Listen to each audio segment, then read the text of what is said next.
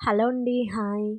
ఎలా ఉన్నారు అందరూను? నేను పాలకూర రెసిపీ అయితే చేస్తానండి. ఎప్పుడూ పప్పులాగా వేసుకునే కంటే, ఈ రకంగా వండితే కూడా పిల్లలు చాలా ఇష్టంగా తింటారనమాట. ఇందులో ఉండే ఐరన్ మనకి చాలా మంచిదండి. ఫైబర్ ఒకటి ఉంటుంది ఇందులోని. ఆ ఫైబర్ వల్ల మనకి బాడీలో ఏదైనా మనం మైదా ఐటమ్స్ తిన్నప్పుడు అది నెక్స్ట్ డే మీరు ఈ పీచు పదార్థం అంటే పాలకూర తీసుకుంటే తప్పకుండా గుడ్ రిజల్ట్ ఉంటుందండి. అంటే మనకి బయటకన్నది వచ్చేస్తుందనమాట వేస్టేజ్ అంతాను.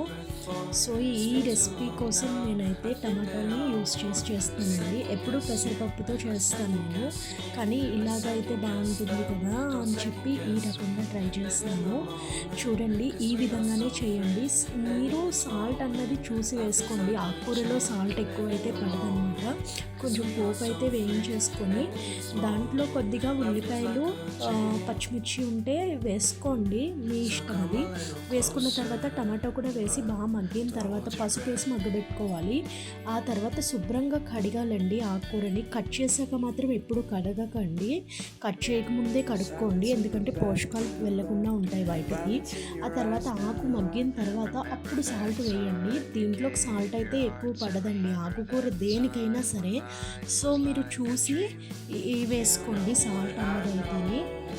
ఆ తర్వాత చిన్న క్లిప్ మిస్ అయిందండి. ధనియాల పౌడర్, కారం కూడా వేసేసుకొని మూత పెట్టేసుకోండి. ఫైనల్గా మనకైతే రెడీ అయిపోయిందండి పాలకూర. చాలా ఈజీ అనమాట.